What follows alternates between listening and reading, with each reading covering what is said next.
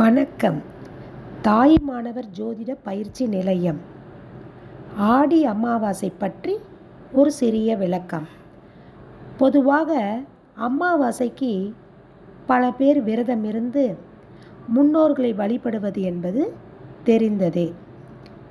இறந்தவர்களுக்கு நாம் ஒவ்வொரு வருடமும் அவர்கள் இறந்த திதியில் விரதமிருந்து முன்னோர்களை வழிபடுவோம்.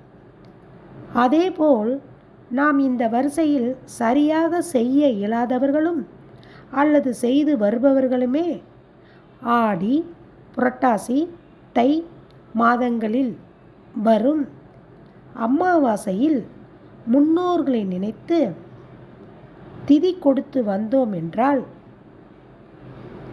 நாமும் நம் தலைமுறையும் வாழ்வாங்கு வாழ்வார்கள். நமக்கு வரும் சிறு பெரும் பிரச்சனைகளும் இந்த திதி சரியாக கொடுத்து வந்தோம் என்றால் நம் முன்னோர்கள் எந்த பிரச்சனையிலிருந்தும் காப்பாற்றி விடுவார்கள். வரும் ஆடி அமாவாசை மிகவும் சிறந்தது. காரணம், வியாழக்கிழமையன்று புனர்பூச நட்சத்திரத்தில் அமாவாசை வருகிறது. இந்த ஆடி மாதம் என்பது கடக வீட்டில் சூரியன் தற்போது சஞ்சரிக்கிறார். அந்த கடக வீட்டில்தான் குரு உச்சமும் அடைகிறார். அவருடைய நட்சத்திரமும், அதாவது குருவுடைய நட்சத்திரமும் குருவுடைய கிழமை வியாழக்கிழமை அமாவாசை சேர்ந்து வருவதால் இந்த நன்னாளில் நாம் முன்னோர்களுக்கு தர்ப்பணம் செய்வதால் பித்ரு தோஷம் விலகி திருமணம், குழந்தை இல்லாத தம்பதிகளுக்கும் வீட்டில் செல்வ செழிப்பிற்கும் முன்னோர்கள் ஆசீர்வாதத்துடன் பல சுப நிகழ்ச்சிகள் நடைபெறும். குரு என்பது பிராமணரையும் குறிக்கும். அந்த குருவுக்கான வியாழக்கிழமையிலும் குருவுடைய நட்சத்திரத்திலும் இந்த அமாவாசை வருவதால் பிராமணரை வைத்து நாம் தர்ப்பணம் செய்வதால் அந்த பிராமணர் தோஷமும் விலகும்.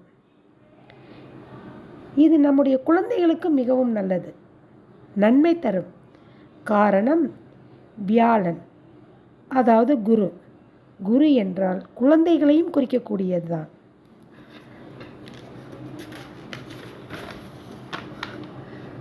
வீட்டில் காய்கறிகளை வைத்து சமைக்கும்போது கண்டிப்பாக வாழைக்காய் வைத்து செய்யவும்.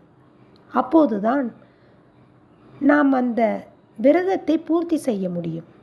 காரணம், வாழைக்காய் என்பது வாழையடி வாழை என்று நம் முன்னோர்கள் வாழ்த்தி கேள்விப்பட்டிருப்பீர்கள்.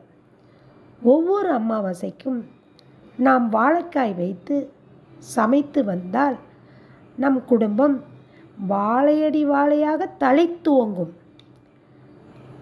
பிராமணருக்கு வாழைக்காய், பச்சரிசி, சேப்பங்கிழங்கு, வெல்லம், இஞ்சி கொடுத்து ஆசீர்வாதம் பெறலாம். தர்ப்பணம் கொடுத்த பிறகு அன்னதானம் செய்யவும். குறைந்தது 3 பேருக்கு கொடுத்தால் மிகவும் நன்மை. பசுமாட்டிற்கு வாழைப்பழம், அகத்திக்கீரை வாங்கி கொடுக்கவும்.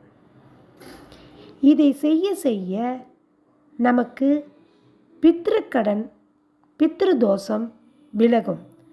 நமக்கு எந்த கஷ்டம் வந்தாலும் அது களைந்துவிடும். நன்றி, வணக்கம்.